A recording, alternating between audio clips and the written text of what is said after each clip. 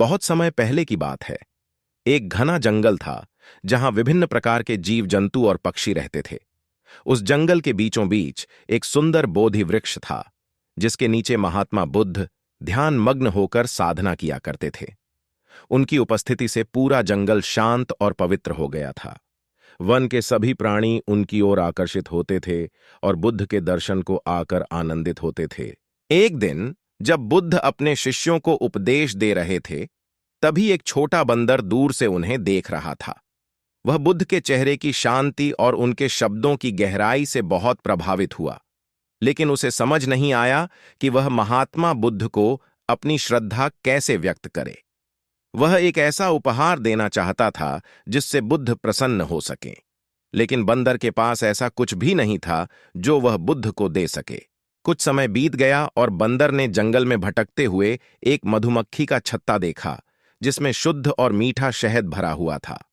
बंदर को तुरंत एक विचार आया, यह शहद महात्मा बुद्ध के लिए एक उत्तम उपहार हो सकता है।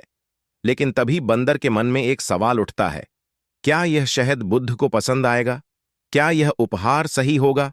वह असमंजस में था, क्योंकि उसे यह नहीं पता था कि बुद्ध इस उपहार को स्वीकार करेंगे या नहीं। बंदर ने अपने संदेहों को किनारे रखते हुए अपने छोटे हाथों में थोड़ा सा शहद उठाया और बुद्ध की ओर चल पड़ा। रास्ते में उसकी चिंता बढ़ती गई कि कहीं वह बुद्ध को निराश तो नहीं कर देगा। उसकी हर कदम के साथ उसकी आशंकाएं बढ़ रही थीं।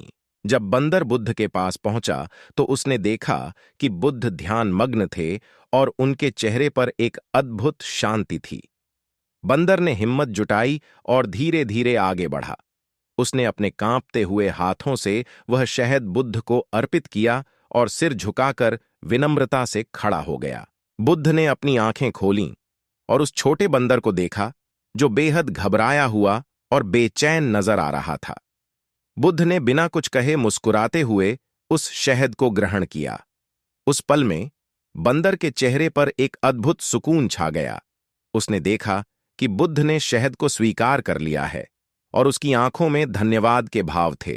महात्मा बुद्ध ने बंदर को आशीर्वाद दिया और कहा, तुम्हारा यह छोटा सा उपहार मेरे लिए अत्यंत मूल्यवान है, क्योंकि यह तुम्हारे हृदय की शुद्धता को दर्शाता है। बंदर की आंखों में खुशी के आंसू थे। उसे समझ में आ गया था कि सच्ची श्रद्धा और प्रेम से दिया गया उपहार, चाहे वह कितना भी छोटा क्यों न हो, सबसे अनमोल होता है। इस घटना के बाद जंगल के सभी प्राणी बंदर की प्रशंसा करने लगे। वह बंदर बुद्ध के सबसे प्रिय भक्तों में से एक बन गया और उसने यह सीख लिया कि सच्चे प्रेम और श्रद्धा से बढ़कर कुछ नहीं होता। इस कहानी से हमें यह सीखने को मिलता है कि कोई भी उपहार जब दिल से दिया जाए तो वह अत्यंत मूल्यवान होता है।